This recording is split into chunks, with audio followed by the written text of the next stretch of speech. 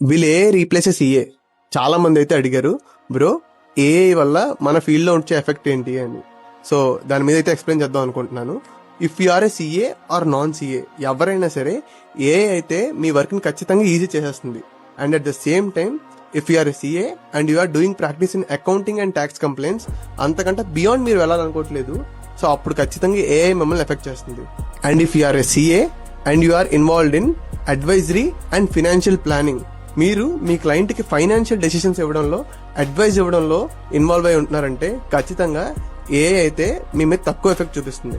నేను ఫస్ట్ నుంచి కూడా బిలీవ్ చేసేది ఏంటంటే, with the help of AI we cannot use law for our own advantage అనమాట.